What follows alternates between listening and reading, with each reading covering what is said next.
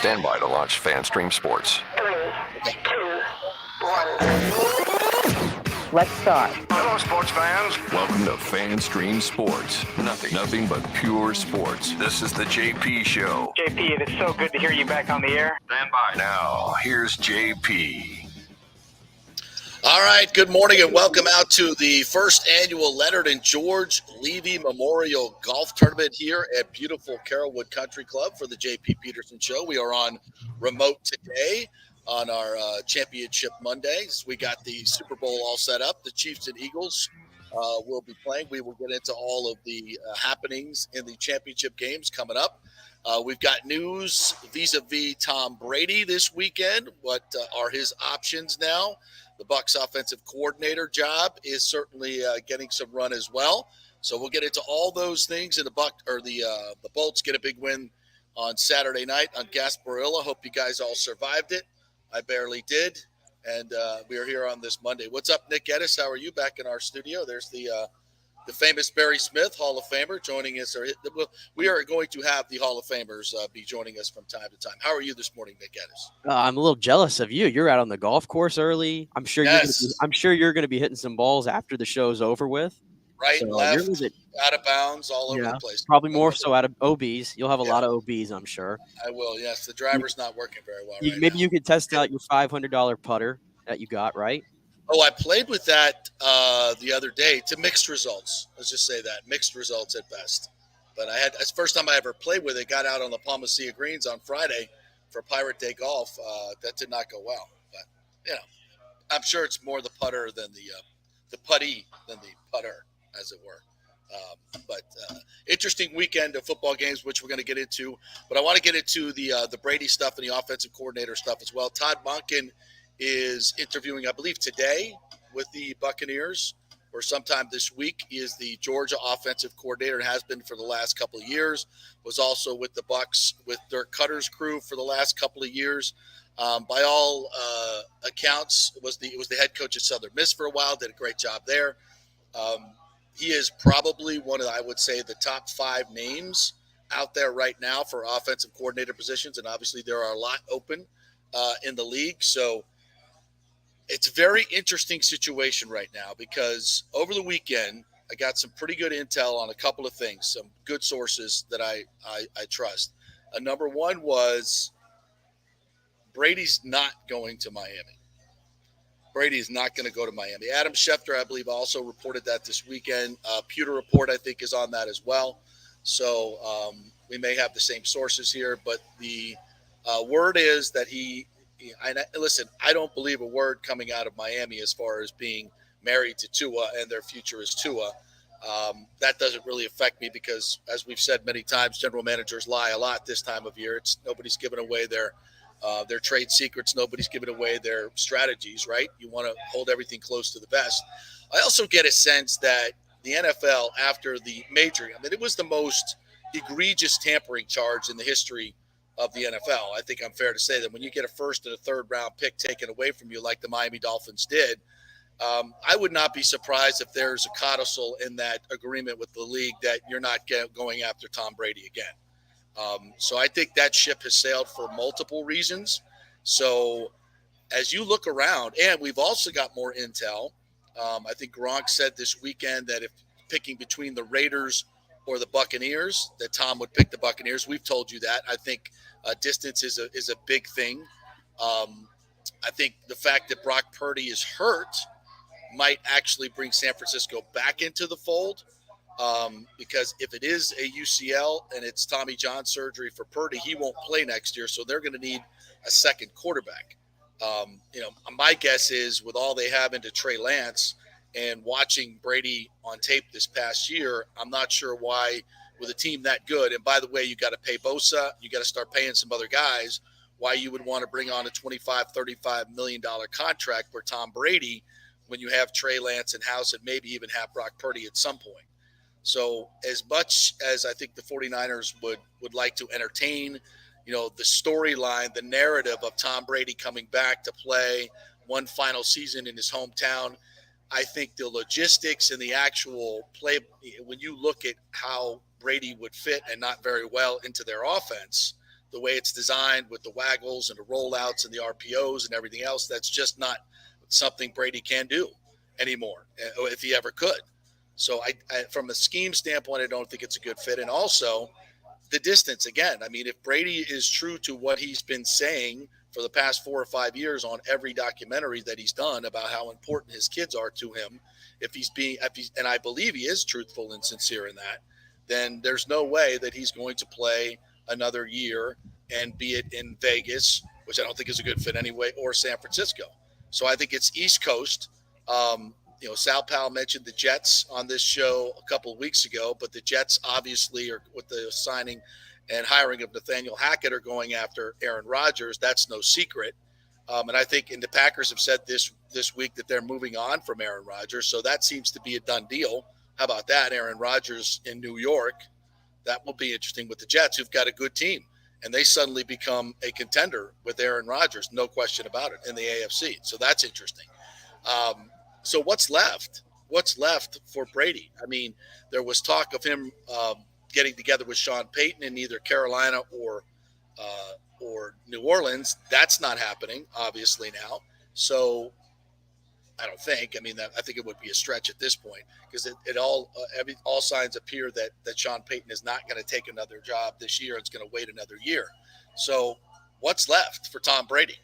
And there's a feeling, I think, within the building, and we've said this many, many times, I think when Tom sits back and looks at all the different options, that Tampa Bay is going to be his best. Now, I had thought that Miami was a strong pull, because my information is that he's moved out of his residence in Tampa Bay and obviously was in Miami. So that seemed like a strong pull, but something has happened there recently where that is no longer the case. And I think Miami was definitely pursuing him, but there's some fly in the ointment there. As as we said, you don't know all the information. You don't know everything that's happening back and forth. I think maybe the league may have stepped in and said that's not happening because of the tampering. You're not going to, get benefit from that tampering in any way by actually getting Tom Brady. So we're not going to have that.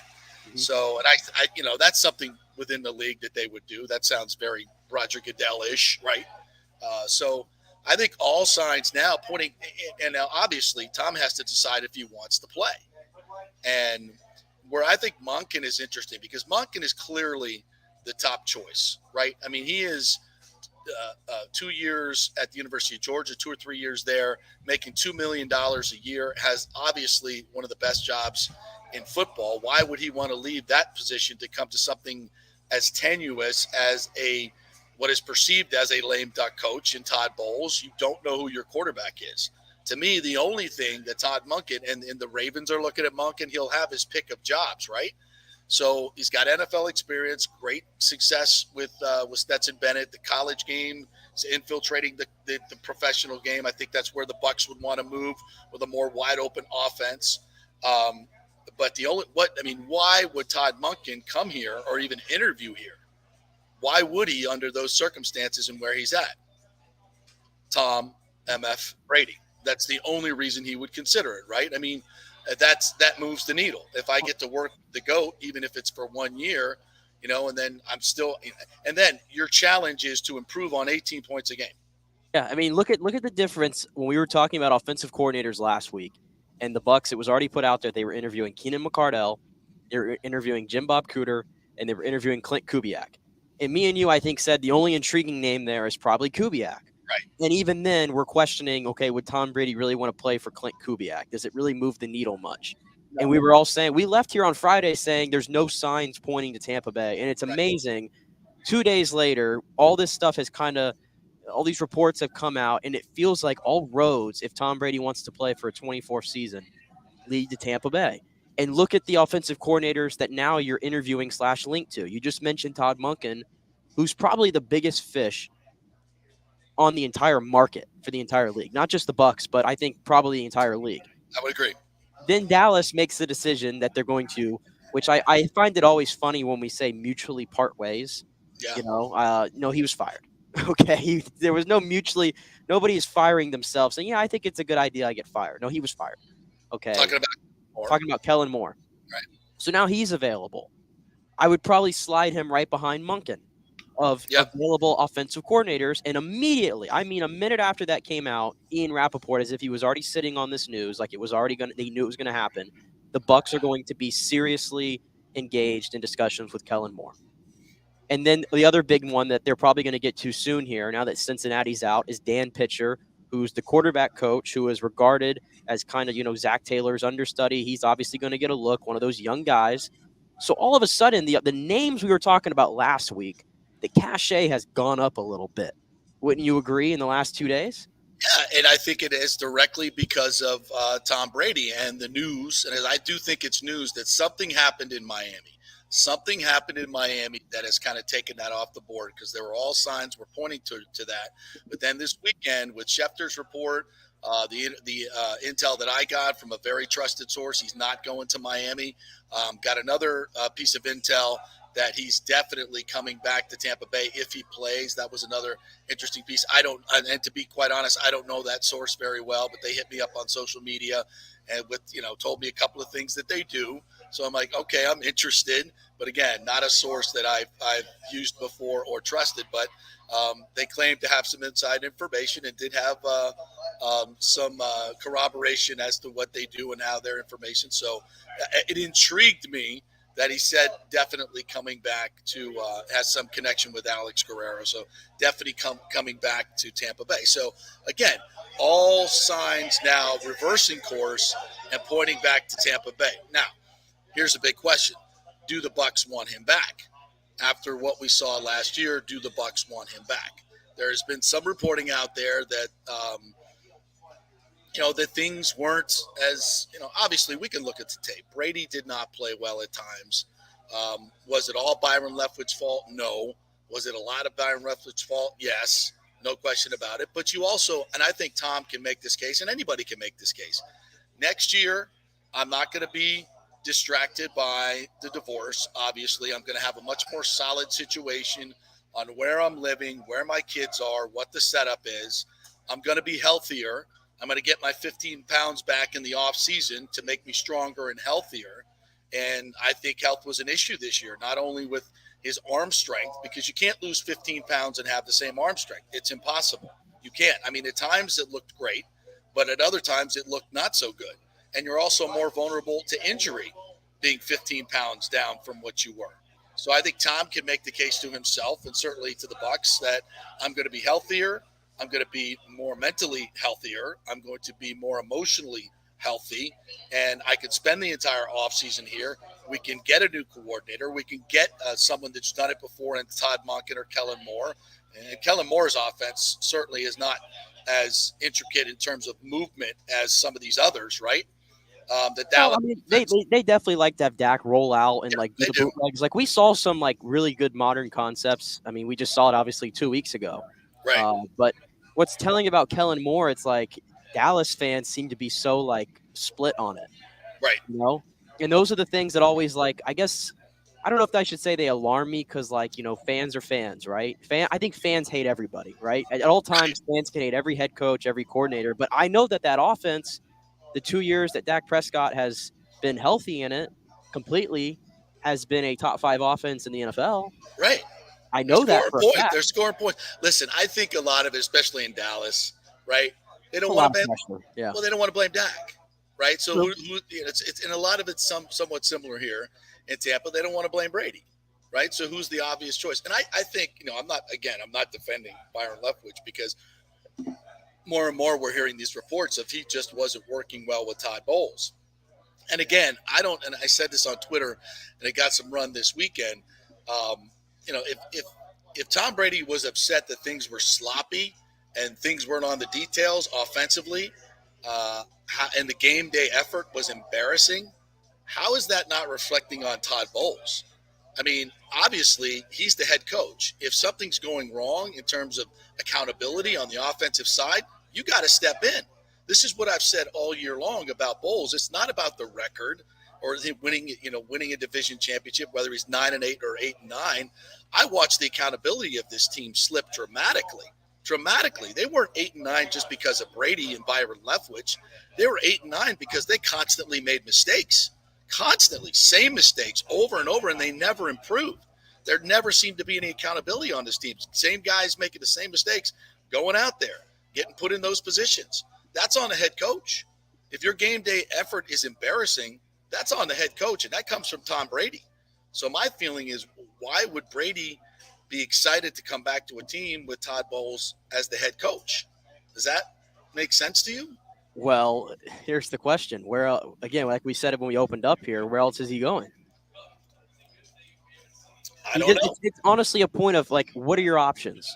And right now, I don't know if he thought that he could get out there. And again, I'm completely speculating because free agency is still like over a month away. Right. But I don't know if he expects that he's going to get out there. There's going to be this large market. I mean, for Brady. Oh, I thought where else is Bowles going to go? No, for Brady. So like even when you might say, does that excite him that much? Well, the facts are the facts. Todd Bowles is going to be the head coach. And it seems like by all accounts, that's not a fact. That's not a fact. Unless somebody from high above, i.e. the Glazers, just comes down and just says, you know what, we're dropping a hammer here. It's happened before. There have been late firings with John Gruden. I was going to say, I know John Gruden got fired like 3 weeks after the season, right? Right. It could happen. Who knows? What are do the Bucs want to give up a first-round pick for Sean Payton if Tom Brady says, I'm coming back? Oh, hell yes. Maybe you do it. Would the Saints do it? Maybe. I have no idea. But to me, that's the only situation at this point that I could see that would lead to Todd Bowles being fired. Is if you felt comfortable making that move, you knew Brady was coming back, and you could put those two guys together. That's it. But other than that, Todd Bowles is going to be the head coach. And at this point, it's about what kind of offensive staff can I get in here that's going to make this place a lot more. Because at the end of the day, he's going to be working with this offensive staff, this quarterback's coach that the offensive coordinator apparently is going to be the one to hire. These are the guys he's going to be working with. So I think that may be a little bit more important than Todd Bowles necessarily. Let me just throw this out there. Okay, it's no secret that Todd Monken wants to be a head coach again. That's no secret. Every coordinator does. Whether that's college or pro, there has been some reporting that he wants to get back to the NFL. And I think with all the stuff that's going on in college right now with the NIL and, guys in the portal and everything, it seems like college coaches, if they have options, are moving out of college because of that. So if Todd Monken, for instance, were to be offered, the head coaching job, I mean, he's obviously in play, right? He's obviously in play, and there's going to be a lot of suitors. So do the Glazers make a bold step and say, not only are you going to be the offensive coordinator, but we're going to make you the head coach? I mean, I'm just throwing it out there. Is he that big of a splash, though, to be a head coach? Because there's still a lot of risk. There's still a lot of risk accompanied with that. Well, I think a lot of people would say there's a lot of risk with bringing Todd Bowles back for a final season or another season. It's true, but it's easy. It's easy to give Todd Bowles another year, and let's say it doesn't work out, and then you can just completely clean house and say, "Oh, well, we gave him 2 years and we underachieved." Right. That's easy. It's like if you bring in another head coach at this point, again, unless it's like a Sean Payton who obviously it doesn't matter what the guy does, he'll be here for a long time. Todd Monken, then it's like, what if he comes in and then what if it underachieves again? Like, I think there's a lot of risks associated there. I can't see it from a head coach standpoint. I absolutely can from an offensive coordinator standpoint. But if it gets into a bidding war with other teams, didn't the Glazers just kind of already prove that they're kind of cost cutting? Well, I think or it's just more about getting, Bruce had a large staff. We want to move on from some of these people here that we don't understand their roles, maybe, because he had coaches on his staff. Bruce Arians did that came to Todd Bowles, that other teams don't even have these positions. Right. The Glazers just looked at that and said, okay, why are we paying this to do this? Nobody else does this. What's the value here? So that could be it as well, but you're going to have to get in a bidding war here. And I know the Glazers can, but, will they? Yeah, and already he's making $2 million in Monken. If he's your choice, you got to give him $3 million. I think that's what Bowles is making. I'm not saying this is likely, but I would say this, and I love throwing these questions out here to Buck fans. God forbid Tom Brady, make it known who he wants to be the head coach and who he doesn't. I mean, that would never happen, right? That's never happened before, right? Of course not. But if Tom Brady says, "Hey, why don't we start over and try to rebuild this culture?" and make Todd Monken the head coach and give him the offense coordinator. What if Monken says, look, I'm not coming. I'm going to the Ravens or some other much more stable position. I'm not coming here for 1 year unless you make me the head coach. Then what do? You get the best coordinator, and Tom signs off on it. Yeah, I would like to work with Monken, and Tom signs off on it. Well, guess what? Todd Bowles is fired. And that would be the right move for me. As much as I love Todd, I love him to death. Great dude. I've got enough information now that yes. Yeah. Hold on one second. Getting guests right now. About 5 minutes. Yeah. You got about 5 minutes? We'll get cool. All right, Dave Magadan is going to join us here. One of the greatest hitters of all time is going to join us here. And we'll take a quick break. We'll come back, and we'll get it back into this Brady discussion as well. So I think it's fascinating. We'll see where this goes. And as this coaching search goes on, many things can happen. Don't be surprised by the Glazers going big and doing something shocking. So we'll take a quick break. When we come back, Hall of Famer Dave Magadan will join us here for the Tampa Sports Club, the George and Leonard Levy Memorial Tournament. We'll be back in 3. Stay with us. What's up? JP here for the Jeeves Law Group. I've known Scott Jeeves for quite some time, and he's just like us, a huge college football fan. He loves his Gators. In fact, he sponsors our Gator Report every Thursday at 11 o'clock with Scott Carter from FloridaGators.com. But he's not just another PI attorney. He is a ferocious advocate for his clients. Scott Jeeves is a board-certified civil trial lawyer and a certified circuit court mediator practicing in Tampa Bay for over 30 years. He is an AV preeminent rated civil trial lawyer and certified circuit court mediator. Folks, these designations are not just given out. They're given only to the best trial attorneys. But more than anything, Scott takes these cases personally. I've heard it from his clients. He's a fighter you want on your side. Insurance companies hate it when they see you're represented by Jeeves. He's just different. 727-894-2929 or go to JeevesLawGroup.com. That's JEEVES lawgroup.com and tell him JP sent you. Now is the time to make sure your home insurance is in order. In the last year, many of us have made improvements to our homes. So call the folks at Italiano and discuss these upgrades to make sure you have enough coverage. According to a recent report, almost 64% of homeowners don't have enough insurance on their home, which is their most valuable asset. Also, a great time to make sure you have flood insurance. Even if your mortgage company does not require flood insurance, your home could still be at flood risk. Another big item as we enter hurricane season is making sure your pool enclosure is added to your policy and there will be no issue at claim time. That happens a lot. So call your friendly agent at Italiano Insurance to review your policies today. 813-877-7799 or ItalianoInsurance.com. Attention, if you are home shopping or looking for a refinance, and even if you already have the approval letter, you must call my man Scott Fitzgerald at American Mortgage Services. Scott has a brand new program available in the greater Tampa Bay area called the Community Advantage Loan Program. Get this, no money down, no mortgage insurance, no points, no origination fee, purchase or refinance, and loan amounts up to $647,000. Now, there are some application requirements. It must be a single-family home, 1 unit, primary residence, and have a minimum 640 credit score. The program only applies to certain neighborhoods, so you have to call to find out if you qualify. So call Scott Fitzgerald at 813-294-7595 or email him at scott@amstampa.com. Now, even if you don't qualify for that program, Scott will shop your loan around, get you the best rates, and won't charge you the huge upfront fees. And if you've had issues with your bank calling you back, Scott will return calls immediately or at least the same day. 813-294-7595 or email him, scott@amstampa.com. Scott Fitzgerald, MLS 386722, American Mortgage Services, 1000 North Ashley Drive, Suite 1020, Tampa, Florida. Hey, folks, it's still engagement season, and where better to get that special ring than the Gold and Diamond Source? The Gold and Diamond Source has the largest selection of engagement rings in the country, a literal jewelry supercenter with 30 times the inventory of any normal jeweler. You don't have to wait to spend any extra time waiting for them to bring something in. They have everything right there in-house, so why go anywhere else? And you can get up to 15% off this January if you buy something with the birthstone, which is garnet. Garnet and Gold, Florida State. Get something for your favorite Seminole. And let's not forget the Emily collection from Emily Johnson Weintraub. Very affordable, real gold and diamond jewelry, always stylish and unique.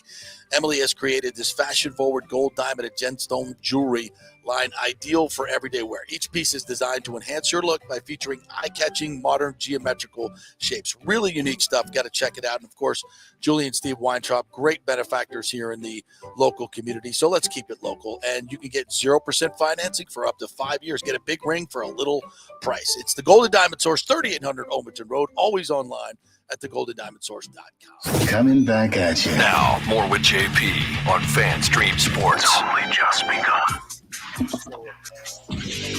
All right, welcome back. I'm going to do this right here so you can see this handsome man right here, Dave Magadan, joining us here. Dave, how are you? I'm good. I recently retired, so it's really good right now. So now you're a professional golfer. I wouldn't go that far. I'm far from being professional, but I'm gonna try and get out there a little bit more than I have in the past. So we'll see. I think it's well known that baseball players have the best golf swings as well, and you had one of the best baseball swings in the world. So how does that translate to your golf game? Well, not very much, because I hit baseball. I was a left-handed hitter. Golf, I play right-handed, so it's a complete opposite. I've heard a lot of. Why do baseball players do that? I think the reason I did it was growing up, my dad's golf clubs are right-handed, so we just used his clubs. So I naturally hit the golf ball right-handed. So I just stayed with it. I could probably start hitting left-handed now. That's bad as my game has been the last few years. My friend just started doing that. He was a natural lefty tennis player, and he switched over to right, and now is going back to lefty because it's just more. It's more natural. It's always in the works. There you go. Well, you just told me a little interesting tidbit. You played golf a couple of days with Clyde Christensen, very close to Tom Brady. You pick up any tidbits about Brady? Because there's a lot of different intel coming in this morning, thinking now that he could be coming back to the Bucs. What do you think? Well, Clyde, it was the first time that I'd met him. I joined the club that he's a member of over there at Cypress Run, and we were playing a tournament this weekend. So we played together, and he kept everything close to the vest. He said, you never know. There's a chance that he could come back. There's a chance that he can go somewhere else. It was 50-50. That really nobody knew. Yeah. Maybe not even Tom knows. I don't Yeah, so he's probably going to give it some thought, and I think we all hope that he's going to come back. I'm a huge Bucs fan, so we're better with him, certainly without him. And I certainly don't want to take that salary cap hit either if he leaves. No. So. Well, and that's that's this kind of thing we've been kicking around, Dave, is that, if Brady doesn't come back, it's total rebuild. You're tearing it down to the studs, which you should. Well, that's what it should be. And that's going to be tough. It has to be done, but it's going to be tough. If you can give Brady one more year, and listen, we all watched the tape. He wasn't at his best this past year for a lot of different reasons. The divorce, he lost 15 pounds. I mean, you could just tell he was a different dude from, I was out there training camp. He was just a different guy. And even some people in the organization told Aikman and Buck that he's, in the last 3 weeks, he started to be the Tom Brady that we've known for 2 years. So I think if he comes back, it's a totally different ballgame than what we saw this year, don't you think? I think so. Certainly when he was going through all those personal issues, man, it's tough to get through that and getting asked about it at every press conference. And I'm sure it was very tough on him. And Brady, you can argue whether he was at his best or not. I still like us with him. Whether he's throwing the ball 30 times a game or 50 times a game, I like when he's out there. I think it would have helped if we were able to run the ball a little bit better, because I think that's what his strength is, right? Play action. So I think that was a huge deal. We put the whole offense on his shoulders, and hey, he got us into the playoffs. So I'm a huge Brady fan.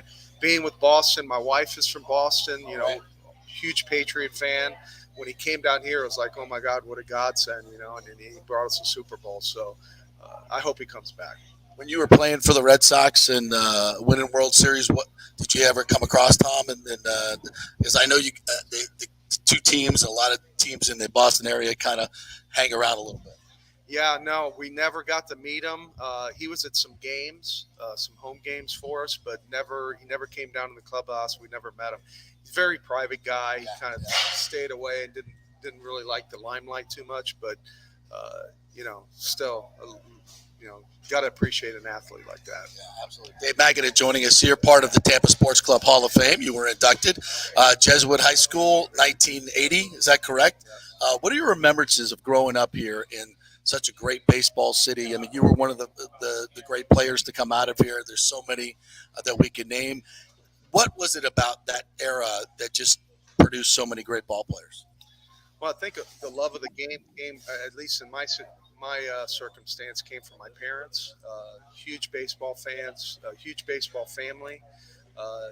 My father's sister, my aunt is Lou Pinella's mother, so Lou's my cousin. So it was something that was in the family. We played the other sports, and it was kind of year round. We always dabbled with baseball year round. Like, even though I was playing basketball and football, still my dad on a Sunday would take us out, and we'd take BP, in the middle of the winter. Right. Baseball wasn't going on. So it was a big part of our lives. It was a big part of our community there in West Tampa. I played at West Tampa Little League, and, we've got like 4 or 5 big leaguers that came out of that Little League. So it's now a Hall of Famer with Fred McGriff. That's right. So it's richly deserved. Yes, rich and a long time coming. Yeah. So and Fred is a very good friend of mine. We worked out together when we were playing in the off season. So I was very happy for him. But to answer your question, I just think it was something that was handed down from our parents. It was a big part of our lives growing up, and we all had a love for the game. Well, you mentioned Fred, and we had him on a couple of weeks ago, and he mentioned you specifically, giving him a tip one time, if I'm remembering this correctly. I think you told him to just sit on that fastball, man. Sit on the fastball. You've got a great swing for that. Do you remember that exchange? Have you talked about that at all? I don't remember that exchange, but, for probably – I played in the big leagues for 15 years. I think he played 17 years. We worked together in the offseason every year. So there were a lot of conversations. Him trying to help me. He didn't need much help. He was really good, very consistent. But, we talked baseball a lot. And a lot of times we would hit and then go and play golf and, continue to talk about the game. So just a really good man, worked hard, was consistent, stayed out of trouble. It's a shame he didn't get voted in 10 years ago, but I'm glad he's finally in. Dave Magadan joining us here, one of the Tampa Sports Club Hall of Famers, golfing in today's Leonard and George Levy First Memorial Tournament, 2 guys who were giants in the Tampa sports scene. Did you ever get a chance to speak with Leonard and George and all the things? I mean, you were a big part of Tampa Bay getting put on the map in terms of baseball and pro players coming up, and they kind of put Tampa Bay on the map with the Buccaneers. Yeah, I met them a few times through the Tampa Sports Club. The Boys and Girls Club were a huge part of my life. Growing up, both my parents worked, so they would drop us off at the Boys Club, and we'd spend the whole day there. So it was a big part of my life. So it's a great cause, and Mark Donahue was the one that called me to see if I wanted to play in it, and I didn't even hesitate. I was going to make it work. Yeah, the Boys and Girls Club, a big benefactor of the Tampa Sports Club. Let's talk a little baseball now, because you've been coaching as a hitting instructor for the last, 4 years in Colorado, and have been for quite some time, one of the best hitters in Major League history. You study the game, you study hitting. I got to get your take on the no shift this year. How is that going to affect baseball? And Matt Joyce told me this a couple months ago. He said, from when I started playing to now, how much harder it is to hit a baseball with the velocity and what these pitchers can do now. It's really, really hard. So how does this affect the game? Well, it's definitely improved batting average throughout the league. I can't tell you. We had some left-handed hitters on our team in Denver. Charlie Blackman, it killed him. Whereas in the past when I played, if there was a guy on first, I'm a left-handed hitter, I had that huge hole over there to be able to, stick the ball in between the first baseman and the second baseman, first and third situation. That was completely eliminated. And not only that, the second baseman or whoever they put over there, sometimes they put the third baseman, would play shallow right field. Second baseman would play kind of up the middle, and it was like if you pulled the ball, you were not going to get a hit. Now, it's easy to say, why don't you just, carve one the other way? But the pitching now is so good, and they hit their spots, and the velocity and the late movement. and it's unlike anything that I saw when I played, and I played up until the early 2000s. It's a tough gig. Being a hitting coach, and when we would start hitting in spring training, and the pitchers were going live to our hitters, I'd be behind the cage, watching the stuff that was coming out of the hands of our pitchers. It was a miracle how they even made contact. So it's a tough time to hit. All the analytics now, I think, are skewed more towards helping the pitchers and the hitters, because they got the ball in their hands and they can do whatever they want with them. They can fall into patterns, but they pick up the patterns and then they switch them on you. So it's a tough time to be a hitter, but definitely, to answer your question, I think no more shift. It's gonna improve batting average.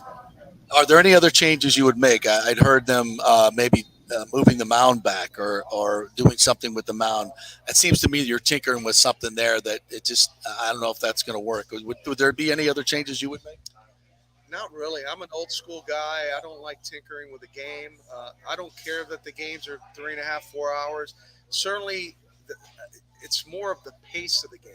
If a game is 3.5, 4 hours, but it's got a good pace, that's a different story. But if it's 3.5, 4 hours, and most of it is a pitcher stepping off the mound, throwing a first, and hitter stepping out of the box after every pitch, that tends to slow down the game, and fans lose interest. So as long as keeping the pace up, I like, forcing the hitter to get in the box and get ready to hit. And maybe the time clock is a good thing to force a pitcher to get in a better rhythm. Some guys are going to have to make big adjustments on that, because pitchers take, some of those pitchers, especially relievers, they take a long time to deliver to make their pitches. So, but I'm a purist, man. I like the game, and as long as the pace of the game is good, I don't care if it's 4 hours. Well, do you like this trend towards the launch angle? I don't like it, because I think it produces way too many strikeouts and walks, of course. Those three endings, and there's no movement in the game. I think I would like to see many more hitters like yourself, like Wade Boggs, like Tony Gwynn. To me, that was exciting. Watching guys put the bat on the ball.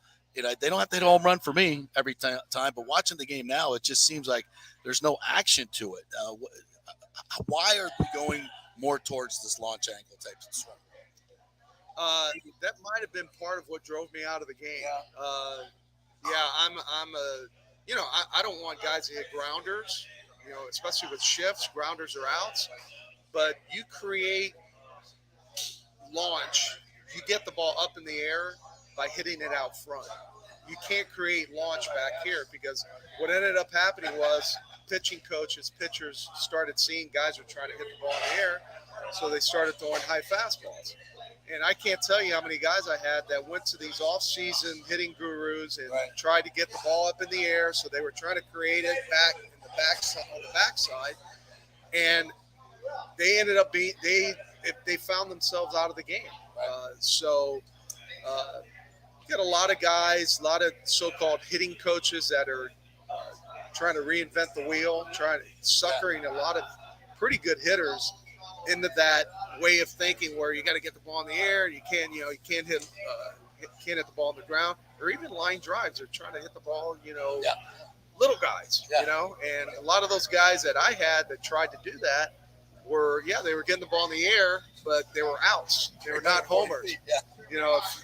So if you're a home run hitter, if you're Mike Trout, you can get away with a 30-degree launch angle, because those balls are going to get out. So yeah, I think it's going to start changing, because you're starting to see the teams that are in the postseason that can deliver offense in the postseason are making. Houston is a good example. They put the ball in play. They do see pitchers, they'll walk, but they don't strike out. And to me, that's going to be the trend going forward, I hope. Hey, Magada joining us here. I got to get your take on the Rays, just in terms of where they should be playing. I mean, I'm a big proponent of this stadium should be built on the Tampa side. I love St. Pete. It's a bad location. It's a failed location. I think this morning they've already named what they're going to do with their Trop redevelopment. That doesn't take Tampa out of it, but it's moving closer towards putting it in St. Pete. And the Trop itself is just an awful place to play. I'm sure you've done it many times. What's your thoughts on what the future of baseball is here in Tampa Bay? Well, I hope it's in Tampa. I would hate to lose a team. They've prove that they can win with what they have, what their resources are. I'm like you. I think the team belongs in Tampa, whether it's out like near the fairgrounds or it's in downtown Tampa where there's access. I live in North Pinellas County. When I was coming here to play as a player and coming in as a coach, and for my family to go to a game during the week, a night game, I mean, it was like an hour and a half, 2-hour drive to get to the field.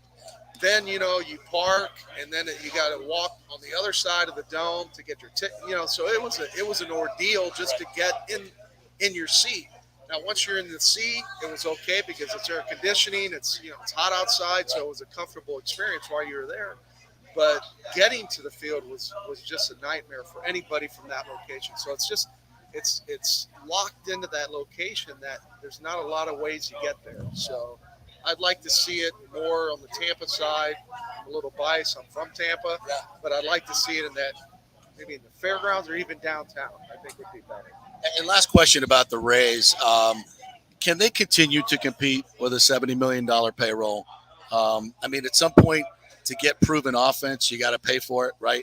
They're great at finding pitching, but to get proven offense, you got to pay for it. At some point, do they need to make that move and make that commitment?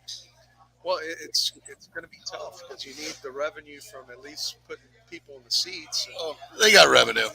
He's got revenue. You know that. Yeah. Baseball makes a lot of money, not just from ticket sales. They broke the record last year. So.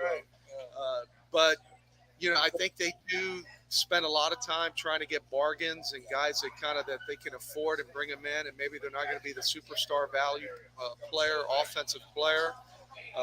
They do a great job of developing guys and bringing guys, the Wander Francos. And so, but, you got to make sure that those bargain players that you're getting, that once you get into the postseason, they have to be parts of your offense.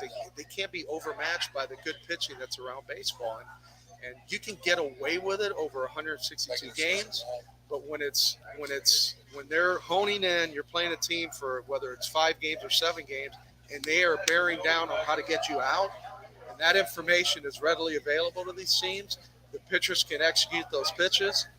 It's tough when you got a big hole in your swing to be able to produce in the postseason with facing the elite pitchers in baseball. Since you've been just in the game recently, any good young left-handed hitters that maybe the Rays should be looking at to trade for? Because they can't get free agents to come here because none of these hitters want to hit in the trop, right? They don't want to play here. But they could do it by trade. Any young left-handed hitters that come to mind? Well, we have a kid we had a kid. I'm not with the Rockies anymore, but Ryan McMahon is a guy. He played third base last year. He could play second. He could probably play short. He could play all over the field. If you stuck him in the outfield, he could probably do it. He's got untapped potential. He's got a little bit of loop in his swing. If he can, he's gotten better. If he can continue to improve in that and be able to hit the elite fastballs in the game. To me, he's a guy. They just locked him up in Denver for 5 years, but it's at a bargain. So he's a guy that comes to mind because he's got as much power as anybody in the game. So he's hitting his between 20 and 25 home runs. He's got 40 home run power. So that sounds like a great fit for the Rays. Well, Dave, thanks so much for taking the time. Enjoy the golf today, man. Really appreciate it. Thanks for all you've done for baseball here in Tampa Bay. Thank you so much for having me. All right, we'll take a quick break. We'll come back on the other side. Thanks, Dave. And we'll get back into a little bit of the Brady stuff, and we're going to talk some Bolts as well. Big win on Gasparilla evening up in Ambly Arena, so we'll do that when we come back. We're live at the Tampa Sports Club first annual George and Leonard Levy Memorial Golf Tournament. More guests coming your way after this. Stay with us.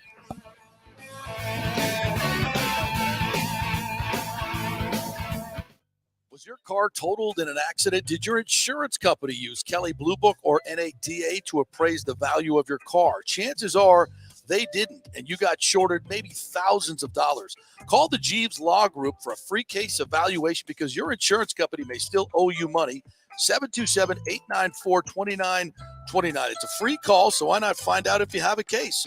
Insurance companies have been running this scam for a while, and most folks don't know if they've been shorted. Trust me. Scott Jeeves is a different kind of attorney, the kind insurance companies hate to go up against. He could recover thousands of dollars, so why not call 727-894-2929 or go to JeevesLawGroup.com. That's JEEVES lawgroup.com and tell them JP sent you. JP here for Emerging Investigations, Tampa Bay's premier investigation agency. Do you suspect your spouse is cheating or involved in a divorce, that your spouse is hiding money, an ex-employee or current employee with suspicious behavior? Is there a criminal matter you need help with? If you need information you can count on, using the professionals at Emerging Investigations is a slam dunk. Emerging Investigations is a licensed and insured private investigation agency, family-owned.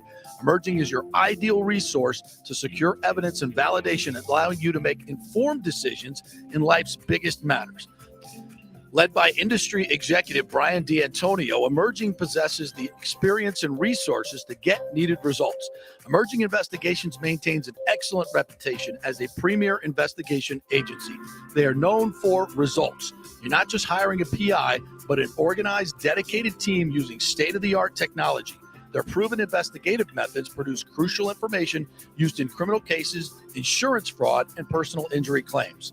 Many local attorneys, industry agencies, and your concerned neighbors all count on Emerging Investigations. Just go to their website, emerginginv.com, or call 813-291-FACT. That's 813-291-FACT-3228. Get results you can trust in life's biggest matters. Emerging Investigations. Well, it's that time of year to renew or shop your health insurance provider, and you can get great health insurance for $20, $30, $50 a month. Just call 888-325-0605 to help navigate the health insurance marketplace. 1 out of 3 people in Florida are uncovered because they think they can't afford it. Not true. I made the call a couple of years ago, and they helped me get Blue Cross Blue Shield coverage, Florida Blue, for just $20 a month. Last year, it went up to $49. Oh, well.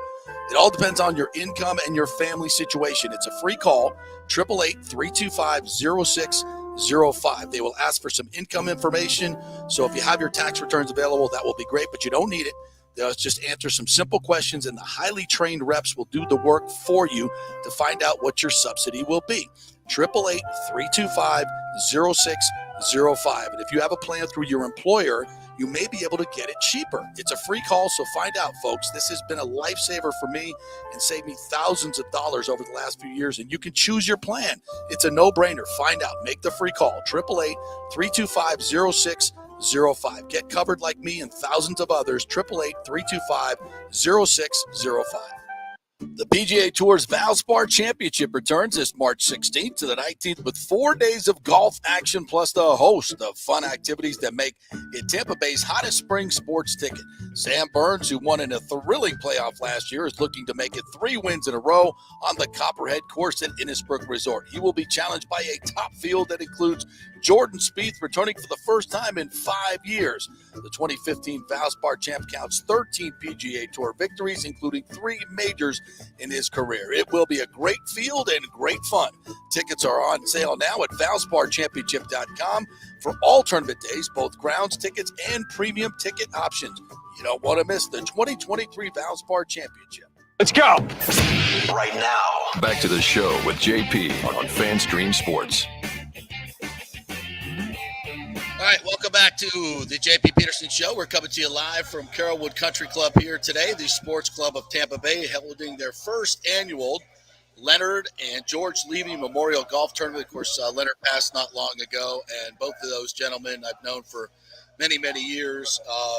And if you don't know their story, they were the ones that are credited, along with Tom McEwen, of putting Tampa Bay on the sports map, the professional sports map. They were the ones that had the connections and the business connections that went to, I believe it was Pete Rozelle at the time, the commissioner of the NFL, and were petitioning on behalf of Tampa Bay, got some exhibition games here at the Big Sombrero, and the next thing you know, the Buccaneers were born as an expansion team, and now they were the originals to give us what we have today, which is Tom Brady winning a Super Bowl in Raymond James Stadium, something that George and Leonard could not have foreseen, certainly in those late 60s days, but that was their dream, and of course it did come true. So Thanks for raising my blood pressure for the last 23 years of my life on Sunday.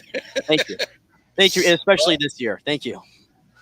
And it's interesting. Those two gentlemen had such a hand in not only the Bucs but the Lightning, the Rays as well. They've just have always been at the core of anything and everything that's going on in Tampa Bay sports, and they were one of the founding fathers of the Sports Club of Tampa Bay.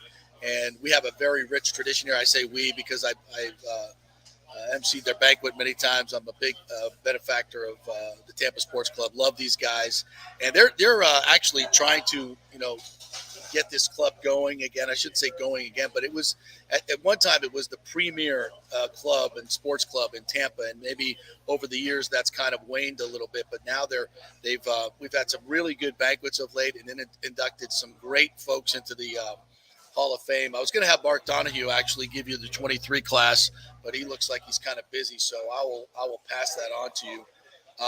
This year we're going to induct Dexter Jackson, Super Bowl MVP. Well deserved. Of course, we just celebrated the 20th anniversary of the Super Bowl. The great Steve DeBerg, who played for 400 years in the NFL, will be inducted, and I can tell you that's going to be a lively speech. Rick Peckham, who went into the NHL Hall of Fame as an announcer, will now be going into the Tampa Sports Club Hall of Fame. Longtime play-by-play man of your Tampa Bay Lightning. Carlos Pena is going in. So the handsome lad from the MLB Network, who I believe still holds the Rays single-season record for home runs. Is that correct? Yeah, 46 in 2007, yeah. Coach Jim Macaluso from, I believe, University of Tampa. And then Coach Earl Garcia, longtime Hillsborough High football coach, who's just an absolute icon in this city. Got to be 35, 40 years he's been at Hillsborough High coaching football. One of the greats, so he'll be inducted as well. And I believe we're also going to have another Rays contingent, if I'm reading this email correctly, of Dave Wills, Andy Freed, and Mark Topkin, three great reporters and play-by-play men. Dave and Andy, of course, have been on the radio, I think, since Stu bought the club, right? So like 14, 15 years ago, just to do such a tremendous job. Have become, part of your family almost. And, of course, Mark Topkin's been covering the Rays since their birth. So all of them will be going into the Tampa Sports Club. Pretty cool. So that will be at our next banquet to be announced in the coming months. So, but here today we're raising money for the Boys and Girls Club, which has always been the biggest benefactor. George Steinbrenner, the boss, was a longtime champion of the Tampa Sports Club and was inducted as well, and also a big-time champion of the local Boys and Girls Club. And, these people have made such a difference in the lives of so many people. Ricky Gallen is here. We may have him on a little bit. He was the first Tampa Bay player to ever be drafted into the NBA, won a state championship at Jefferson High School, went on to play at Louisville. I believe he won a national championship there. He was inducted a few years ago, gave an amazing speech, and he grew up at the Boys and Girls Club. He was a direct benefactor of what we're supporting here, and these young kids that really, have unstable homes. Not saying that was part of it for Ricky, but part of his speech that he gave a couple of years ago was how he started to run around with the bad crowd and almost got in trouble, but it was the great kids at the Boys and Girls Club that were his rock, and that's where he learned to play the game of baseball and stayed out of trouble and became an NBA player for a few years, and then also played 17 years in Europe. So the money that we're raising here today is going to the Boys and Girls Club, which still do such a tremendous job of keeping kids on the straight and narrow, which is so much needed these days. And so that's why we're here. All right. Do we have any word on what's happened with the Rays? Have you seen that yet pop up? I was trying to find out on Twitter because today Mayor Welsh was going to pick one of the redevelopment partners. And the Rays, of course, have put forward a plan of their own with Heinz Development, and the mayor's so-called favorite, the Sugar Hill Company, I believe it's called, that's kind of been his go-to. I think that's at least he's been linked to. Yeah. Have we got any information? I don't think it's begun yet. I'm following Topkin's Twitter here very closely. He just posted a photo 3 minutes ago of the scene, and we got like a whole entire like band out here right now that's going through. There's a lot of people here. I'm sure if you want to go check the photo out on Topkins' Twitter here, it's kind of a crazy scene there. It looks like, I guess this is at City Hall down there, Mhm. St. Pete. So it looks like we're awaiting that. Well, I thought it was going to happen at 10 o'clock. So we'll take a break here in like 2 minutes, and then we'll come back. Thank you. Sorry, we're Yeah, it's producing 11. It's gonna be 11 a.m. It looks like.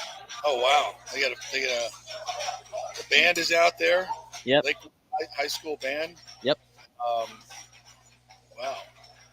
By the way, congrats to Marquez Valdez-Scantling, the 15th USF player to reach the Super Bowl.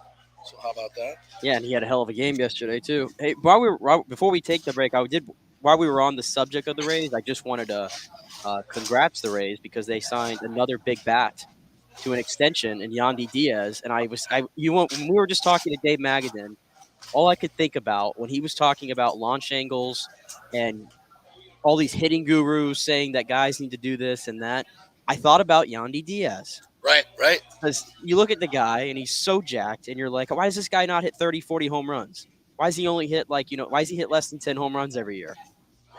I mean, he seems like he's carved out a nice career for himself, right? Getting on base, hitting at the top of the order, seeing pitches, taking walks, being that kind of old school player. And he's got a nice little contract here. I think the Rays got him for 3 years, $24 million, which is still, I think, a bargain for what he gives you, right? Yeah. So another great move. Pete Fairbanks gets an extension as well. And I thought this was really cool. In the last week, they signed Yandy Diaz, Jeffrey Springs, and Peter Fairbanks to extensions. Of all the players that they traded to get those guys, only one of them has ended up getting into the major leagues, and that was Nick Solak. I mean, just an outstanding job of the Rays. Again, Yes. for maybe some of their faults of not being able to get being attractive enough to get hitters.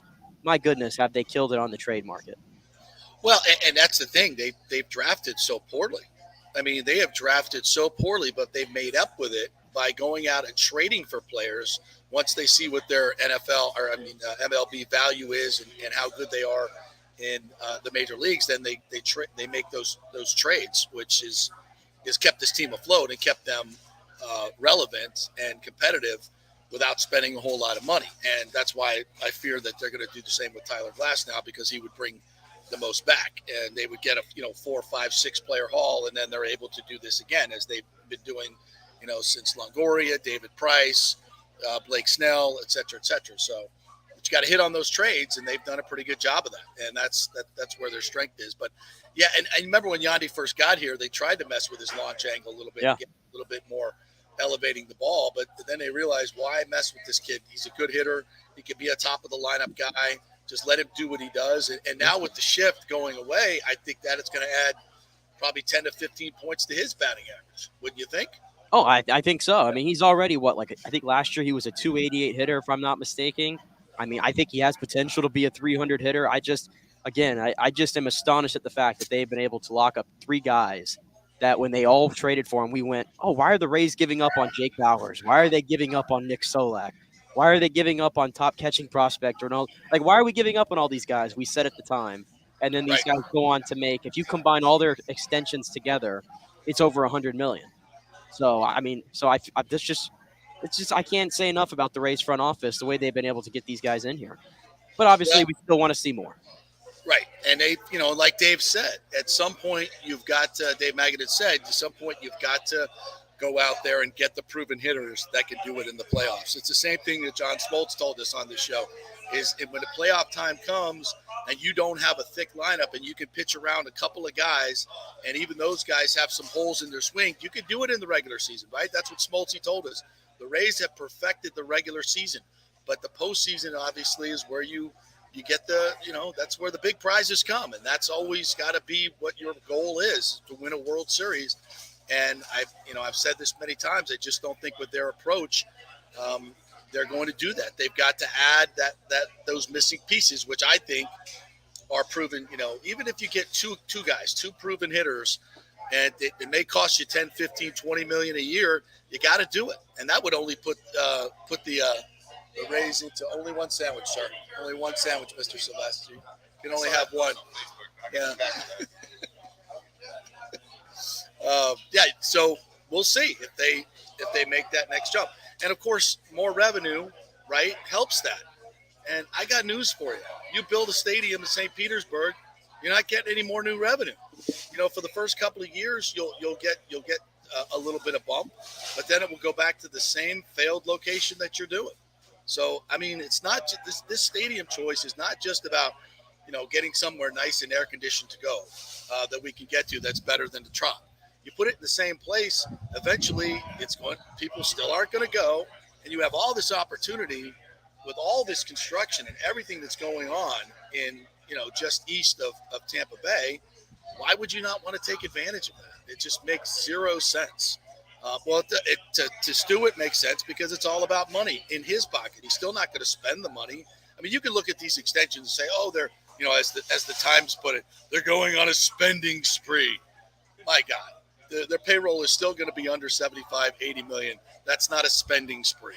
Okay, go get a. Well, let's be honest, though. It's new for them to actually commit and put contracts out there, and put money out there on the guys that they already had. Yeah, but you can make an argument. I mean, it sounds crazy that I'm saying that because every team does that. But for the Rays, it is a kind of a little bit of a shift. No, I mean, I can think of like 6 or 7 players off the top of my head in the last calendar year that they've signed to extensions and for pretty good rates as well. Yes, yeah, good rates. So. Again, when you get these good deals, and you got Wander Franco on a good deal, you got, some of these other pitchers on good deals. Okay, now that you've done that, it should clear up more money to go spend for the big guys, right? Now you've got some cost certainty. So now let's move forward and go get those big boppers. And maybe they do that at the trade deadline. Maybe they do that when a pitcher goes down because they've got a surplus of starting pitching. I mean, if somebody loses a starting pitcher, the first person they're calling are the Tampa Bay Rays because they know they're open for business and they're looking for some hitters. So that's going to happen either in spring training or at the deadline. So, and that's okay. They haven't. That's why I'm not going to bitch and moan too much about them not doing anything in this offseason. I would have liked to have seen them get in it and do something. Now, if they go to April 1st, the beginning of the season, and they've done nothing, then we'll be pissed. And if they don't do anything at the deadline and they've got a good club or a good season going, then we have room to be pissed because then you're just being cheap. You're just being cheap, which is what they would probably do.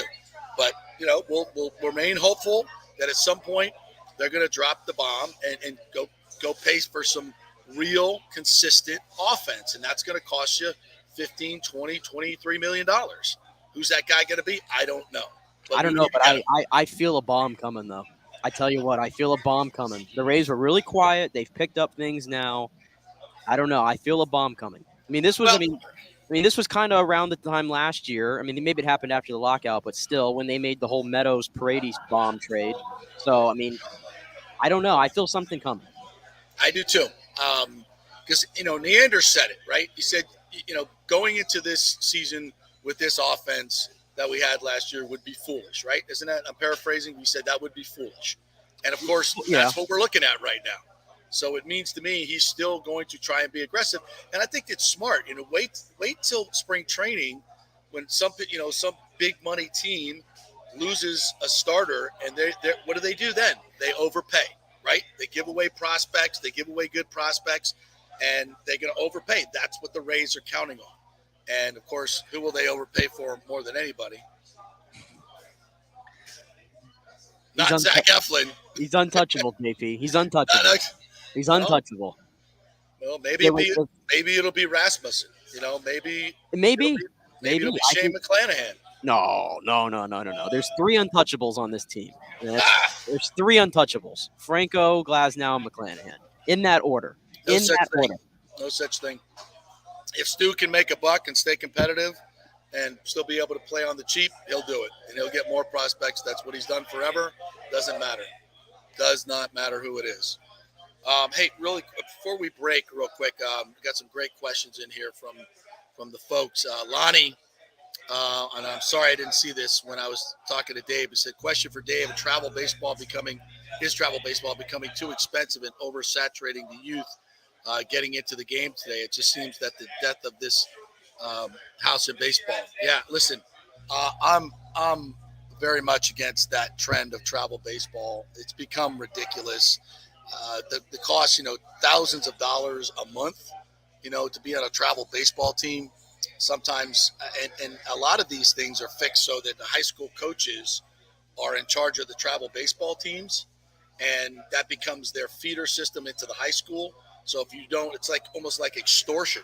If you're not paying the money and being in their program, by the time you get to high school, you're not going to be able to play because they've already got their guys. And that's complete bullshit. That is complete bullshit. And I never understood why, especially here in Florida and Tampa Bay, why the hell do you need to travel to Seattle to get a quality baseball tournament? Why do you need to go to Texas? Why do you need to go to Georgia? You won't find any better competition than you will right around here. As somebody who played like travel soccer, for example, it's a racket. It's all a money machine. Yep. It's a money machine. It's not about the kids. It never has been. It never will be. I don't think it's ever going to change. It's all politics and money.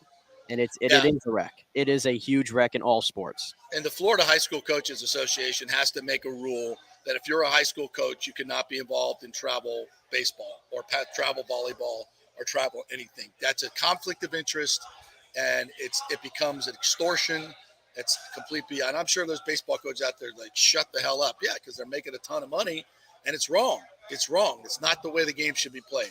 As I've had parents talk to me about this, it's like my kid, I couldn't afford it.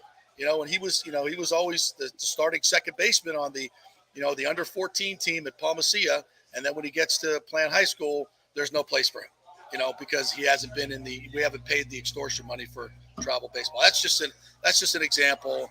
Don't get mad at me playing high school or anybody else. These are things that have been told to me. So, but that's kind of how it works at a lot of different places, and it's wrong. It's wrong. And I don't understand how families pay for this. To be quite honest, it's crazy. We got anything else on the this one from James, announcement at 11. Why is Major League Baseball not doing anything about possibility of a stadium in the same place? I think, again, anything that's decided today, by the way, is not set in stone. This is just a form and an idea that they're moving going forward. There's still, as far as I've seen, no plan to finance this stadium. There never is. Yeah, there never is. It's always just pictures, but no plan to finance it. So yeah, and there are plans with a stadium and without a stadium, and I think the Rays is the only one that doesn't have a non-stadium component. At least that's the way it was with Kreisman. I'm not exactly sure about the new ones, new proposals, but we'll see. But it's not just because they pick a plan today doesn't mean it's a done deal. It still has to be financed.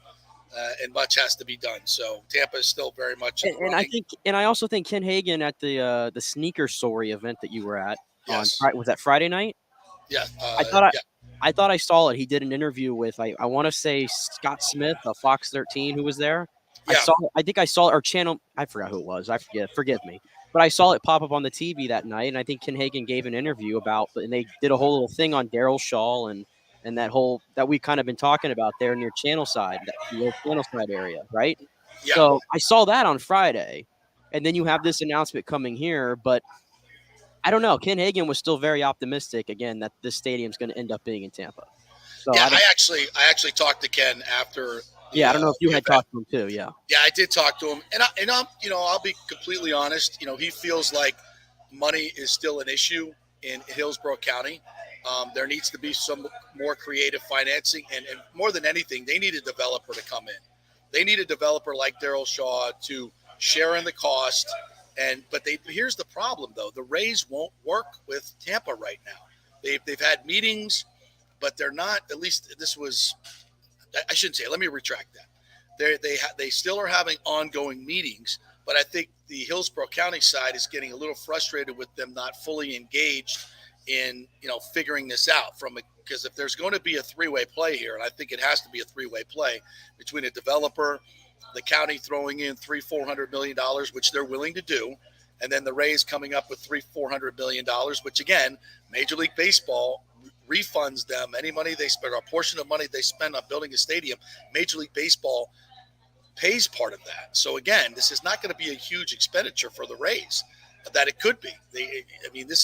This is something that should be done rather easily, and I've said this for so long, but Stu wants to maximize the amount of money he makes on the redevelopment of Tropicana Field. And that's great for Stu, but it's bad for baseball.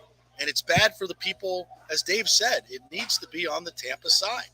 And again, in Major League Baseball, I agree with you, James. They should be getting involved in this. But again, this is not a done deal. Even if something is picked today, if the Rays plan is picked, which I don't think it will be, look, if the city of St. Petersburg literally goes into business at development of that size with Stu Sternberg giving his business reputation, somebody should be fired. Somebody should be fired. They would never do business with a company that's charged with doing the things that his partners have charged him doing. So why would they go into business on a $2, $3, $4 billion development with a guy that is negotiated in bad faith? I don't know why I would do that if I were the mayor, but they know more than I do. All right, we'll take a break. We'll come back on the other side, see if we can rustle up some more guests. We also have to get into a little bit of the AFC and NFC championship games yesterday. Ooh, very nice. Barry Smith's bringing me wine. It's a little early for that. Oh, Mike Ditka red wine? Let that pops a wallop. All right, quick break. We'll be back here to the first annual Leonard and George Levy Memorial Golf Tournament, the Sports Club of Tampa Bay, to benefit the Boys and Girls Club. Back at 3.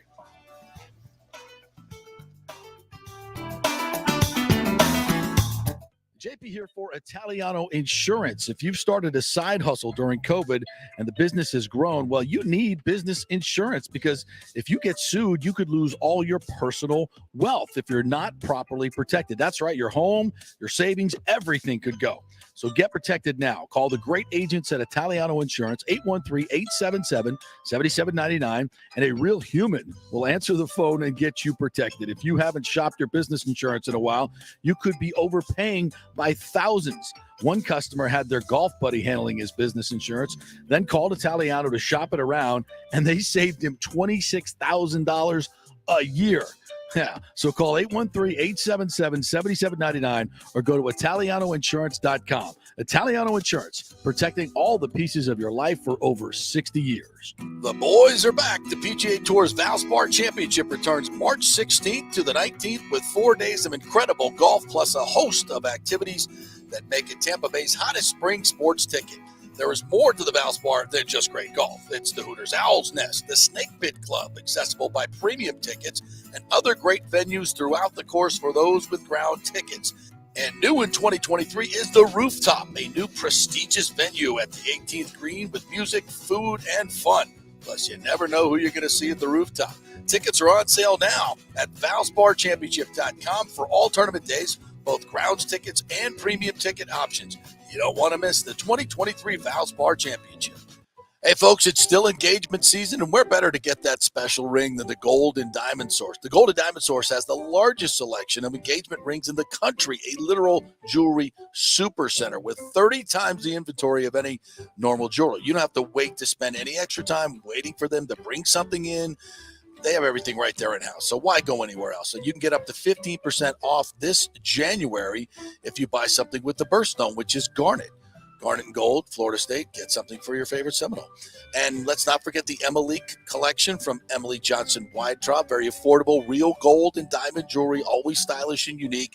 Emily has created this fashion-forward gold, diamond, and gemstone jewelry line ideal for everyday wear. Each piece is designed to enhance your look by featuring eye-catching, modern, geometrical shapes. Really unique stuff. Got to check it out. And, of course, Julie and Steve Weintraub, great benefactors here in the local community. So let's keep it local. And you can get 0% financing for up to 5 years. Get a big ring for a little price. It's the Golden Diamond Source, 3800 Omerton Road, always online at thegoldendiamondsource.com. Ladies and gentlemen, Let's rock. This is FanStream Sports with JP. All right, I'm back.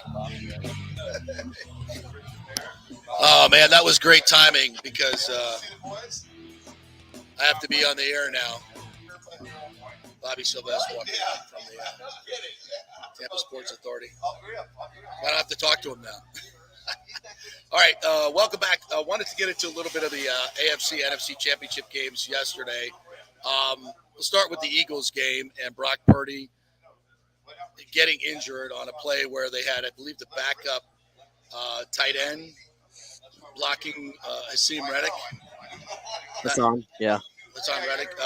Not necessarily the greatest design of a play by the great Shanahan. What the hell was he thinking? And by the way, do you think Brady wants to go play in that system where quarterbacks get hurt every week, every quarter? That franchise I'm starting to think is cursed. They're like not Chargers level curse, like where all the injuries happen like during they can't overcome it, right? But they get all the way to the finish line and something always happens with this team. It's actually crazy, but Kyle Shanahan, yes. A tight end, not even really a blocking tight end at that, on Hassan Reddick, one of the best pass rush specialists in the league. Like, if you're going to put a tight end on him, may I suggest George Kittle, who might be the best blocking tight end in the league. And even then, you're probably pushing it. Like, I don't know. I don't get that early in the game, and that quite literally took them out of it. 4 minutes in, your season was over. Well, you didn't have any confidence in Josh Johnson coming in to save the day? No. I mean, I think that tells you the other thing I need to know was Josh Johnson played at San Diego State, and his head coach was Jim Harbaugh. No, University of San Diego. University of San Diego. State. There you go. University of San Diego. There you go. 1 3A. Not even memorable, and his head coach was Jim Harbaugh. And look how far. That's how long ago we're going back to where Josh Johnson. He was a 5th-round pick of the Bucs in 2008. Yeah, it's been a long time. The AFL, the XFL, and something called the Pioneer League, which I've never heard of. Respect to him for keeping the grind. Much respect, dude. Got in a playoff game, but no, I did not have much faith. And then he gets a concussion, and I mean, what are you going to do? I mean, there's nothing you can do. Yeah, that was sad for a championship game to come down to that. Especially with two great teams like that. I don't think it was ever a fair fight, and that's why it's like I don't look at differently at Philly. I mean, they took advantage of what's given them, and guess what? They earned the right to have the number 1 seed. And I saw a lot of people saying, well, this was the easiest path to the Super Bowl ever. Well, they earned that right. They had the number 1 seed. Yeah. It is what it is. But I would have preferred, obviously, to see, like everybody, a fair fight in this game. Well, and the Eagles from the jump, I love that the first drive, they go for it on 4th down. How about Sirianni? 4th and inches from his own 34, goes for it, turns into a TD. 4th and 6, goes for it. Devontae Smith makes an amazing catch. And then he's like, okay, let's go. Let's go bunch formation. Let's go, because he knew that he didn't catch the ball. And they run to the line. They get it done before they can challenge. And I put this out on Twitter. It's like, that's what great teams do. When you hear Derek Brooks and Tom Brady and all these guys talking about details are the reason you win championships, being on the details, that's exactly what they're talking about. That type of thing where you run to the line and everybody's on the same page. They snap the ball. They get it done. I mean, that gave them a touchdown. They gave them a touchdown. I mean, and I have no confidence in the Bucs ever. The iteration of the Bucs we had last year being even close to something that detail oriented. I mean, real quick, because it's on my mind, I had to get it off my chest just about Josh Johnson. Did you know Josh Johnson converted a 3rd and 13, I think, or 3rd and 14 in the game?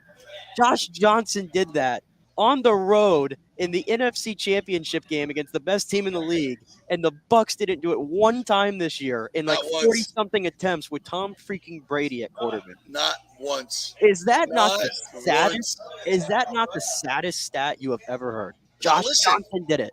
If you start comparing what the Bucs did on offense this year to every other team in the league and in history, you'll find that it was one of the worst offenses ever on so many levels. And that was, everybody wants to put it all on Byron Leftwich. Like, it was a lot on Byron, but it wasn't all on Byron Leftwich at all. It's just funny. I hate to like keep going at that point, but I can't help myself but watch these other teams and just laugh when I see something like that happen. Well, and so look, the Eagles, I think they're a phenomenal football team. Jalen Hurts, they just show they're so physical at the point of attack offensively. They can run the football. Jalen can throw the football. They have, I think they're the most complete team. That pass rush is just freaking relentless. And listen, as we transition to Patrick Mahomes, what a gutsy performance that was. You cannot play on a high ankle sprain and on your plant foot. You can't do it. You can't do it. And he went out and did it. And not only did he do it, some of the throws he made and moving up in the pocket where he had to plant his foot and go. I mean, and then the run to save the season, trying to set it up. I mean, and Joseph Osai hits him out of bounds. But how about Mahomes could barely walk? He found the fortitude to run for that first down, and they get in position to kick the game-winning. All the things that Mahomes has done, the underarms and all this, the crazy stuff that he's done. To me, that performance of putting the pain out of his head and just being able to do it, to me, that's it for me. That is just off the charts good. I mean, courageous and everything. He's only played in the league for 6 years. He's going to his third Super Bowl, right? So he's already on that Brady trajectory. I mean, Brady did it his 3 of his first 4 years, I believe. Right. Mahomes was 3 in his first 6.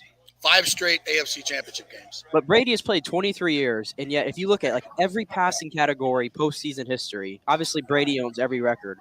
Mahomes is like number 2 in everything already. Yeah. I mean, we are watching. I don't even think this is a stretch to say this. You obviously watched the John Elways, the Dan Marinos, all those guys. I grew up during the heyday of Rodgers and Peyton Manning and Tom Brady, obviously. We are watching, in my opinion, the most talented quarterback. I'm not saying the most accomplished yet, but he's on his way. The most talented quarterback to ever play the position. I mean, absolutely. I don't even think like I would. Everybody has their own arguments, but for my money, this guy, you mentioned it, gutsy, and not having a great defense for most of the time this season. No Tyreek Hill. How are they going to do this without Tyreek Hill? A 6th-round rookie running back who runs his ass off, by the way, Pacheco. Right. Love him. Wow. I mean, Travis Kelce, by the way, who had a back injury. They didn't even know if he's even going to play. He's gutting it. He's gutting it out there. And still, this guy overcomes everything. And all this talk about, and you've said Joe Burrow was the best quarterback in the league. We're probably guilty of it. We were not giving Kansas City a chance, right? He's turning into that Brady factor. You can't count this guy out, no matter what it is. No matter what it is. Well, I mean, as a guy who put my hard-earned money on the Cincinnati Bengals, as I sit here today, I feel a little cheated. I mean, let's get to the elephant in the room. I mean, don't you dare roll your eyes at me. Don't you? That was the worst, and I mean worst, officiated game in the history of championship games. Oh. They should be this as a league, both games really. As a league, they should be ashamed of what they have wrought with replay and now we're just going to run a 3rd down play and no, that didn't count. Even though you ran the play and you're getting off the field, the offense is you got to punt the ball in this critical situation. Somebody was running in and blew a whistle, and we have to replay that. Are you kidding me? Are you kidding me? Now the last call, that was a good call, but the PI, where's the holding call on Mahomes' run? There's 2 guys just tackling people, offensive linemen, and I mean there were so many egregious bad calls in that game, and the length of time for replay. This is I have been railing against the way they officiate games for so long. This was the culmination of it, and I'm telling you, the fact that they now have the replay assist guy, so that each referee now has a direct real-time conduit to the control center in New York. All right? Mm-hmm. If you wanted to control every game, you could. So now we have a mechanism that they can actually use in real time to control games through the referee. So that just casts some aspersions on its own. Like, why are we doing that? Why are we and they're making and changing calls? Yeah, I mean, listen, I agree with you. It was a very poorly officiated game. I don't know. I hate going off on officials like that during a game. I hate being to blame the official guy. I do too. But here's my rebuttal to that. At the end of the day, no matter all the things that happened in that game, calls, non-calls, weird things, Cincinnati got the ball back with 2 minutes. Tie game. What more could you ask for? Was there not a holding call in that sequence? I'm just saying the ball was in their hands, right? Now the intentional grounding call, which basically brought that one to a halt, was that a good call or a bad call? Because a lot of people were. Was it a terrible call? Yeah, there was a running back right on the other side of those linemen. They was right there. Look, we all know he was throwing the ball into the ground, but that's what they do in those plays. Well, my point was on that. When screenplays are blown up, like that one was, what do quarterbacks do? They throw it into the ground at the feet of the receiver. Now, it was more towards the offensive lineman. The receiver was just off to the left, but he was in the vicinity. To make that leap and like 45 seconds after the play, a flag drops? Are you kidding me? Like, if you wanted to make it appear like you've rigged the game, that's what you would do. And that's exactly what I think there was even video of Zach Taylor on the sideline. He even said, "This is rigged." I think there was like video. It appears that he mouthed it. So I don't know. I mean, that call was ridiculous. I don't know. And I know that call at that particular play, at that particular time, to make that call. Probably so. Intentional grounding on screen plays, throwing it to the ground. We've been doing this for how long? Now, at that particular juncture, 45 seconds after somebody's in his ear from New York. Yeah. Come on. But again, probably so. But again, there was a lot of plays. There was a lot of play where the Bengals just left plays out on the field. I mean, I told my bookie I'm not paying. Well, let's see how far that goes for you. I think Guido's over there waiting for me right now, as a matter of fact. No, he's got a nightstick in his hand. I don't know what that's for, but I think it's meant for me. But no, they had a lot of play. Burrow turned the ball over 2 or 3 times. The offensive line just couldn't block anybody, especially on that last drive. Chris Jones, he's an amazing player. We know that. He was all over Burrow and that offensive line all day long. They left plays out on the field, and that brings me to the last point, is the last play basically of significance before the Butker field goal. And everybody runs, to immediately go, that's the worst penalty in NFL history. How could you be so dumb and all this stuff to Joseph Asai? I understand that's the easy thing to say, but I feel bad for the guy. I mean, you saw the emotion on his face after. I mean, 22 years old, the biggest moment of his career. And listen, watch the entire play. Joseph Asai, I think, is somebody. I think he got held on the play. Maybe, I don't know. He was definitely trying to get. He was obviously going after Mahomes. He runs from like one side of the field to the other to try to chase Mahomes down. The effort was there. He got there a half second late. Yeah, and the moment, like he was, trying to brace himself more running into him. Yes, and I'm going to be honest with you. And again, I don't. Again, maybe this is a smart thing. I thought Mahomes had a little bit of a. I thought he had a little bit of that going down to the ground. If they had embellishment in football, he would have gotten the call. He would have been in the penalty box for embellishment. So I know everybody wants to kill Joseph Asai. I didn't like Jermaine Pratt, freaking his teammate, going back to the locker room and he's screaming like, "Why the F did you touch the quarterback?" Like, I think that's being a poor teammate. I prefer BJ Hill, who stood by Osai during at his locker. Listen, that's a penalty. That's a hustle penalty. It's not a dumb, selfish penalty. It's more of a hustle penalty than anything. I have a hard time. Look, you got to be smarter than that. I get it. You got to be smarter than that. But it wasn't. That was tough in that situation. That's just a bad situation. That's to me. That's not why the Bengals lost the game. I refuse to believe it. No, listen. I thought Joe Burrow was going to get it done, and if not for that horrible grounding call, he probably would have gotten it done. So the NFL got the Chiefs into the Super Bowl. They got the storyline bowl now. Yeah, they got their Andy Reid Bowl and now Kelsey Bowl. All that good stuff. I think it's going to be a really good Super Bowl. I really do. I hope Mahomes and Kelsey can get healthy so they're at full go. I think it's going to be a tremendous Super Bowl. I mean, I'm leaning Eagles right now, but we'll see how Mahomes' ankle is, because that's still going to be a problem in 2 weeks. That's not going to heal up in 2 weeks, but he's proven he can play with it. So, my God. All right, we're going to end a little early today here at 11:30. So, just to reiterate what we said off the top, new information this weekend from some of the sources I talked to that it is now flipped from Brady to Miami to Brady back to the Bucs. And I feel reasonably confident if Brady does come back and play, and I still think that's very much up in the air. And we had Dave Magadan on, who played golf with Clyde Christensen this weekend, and Clyde's basically, he doesn't know whether he wants to play or not, but if he does come back, he thinks it might be Tampa Bay. So I think all signs now, and if Monken is hired as the offensive coordinator and he'll interview this week, there's no reason Monken would leave that job unless Tom Brady's going to be the quarterback. No way. So I think that's another interesting thing that he wasn't. I don't know if he was going to even interview here, but over the weekend, suddenly he's interviewing now. So all signs now pointing towards Brady coming back to Tampa Bay. But again, he still has to decide whether he's going to play, and I still think that's a pretty big if.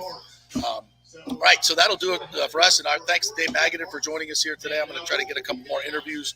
So we'll bring to you tomorrow. Titus O'Neill is here. We got all kinds of guys, so we'll have some fun with that. And we'll have all the latest on the race when they pick a plan for tomorrow and what that means. So we're off to play a little golf here. And thanks to the Tampa Sports Club for having us out here for the Boys and Girls Club, which we are benefiting here and honoring Leonard and George Levy so richly deserved the market. Professional sports in Tampa Bay. All right, we will see you tomorrow. Have a great night, and we'll chat to you tomorrow.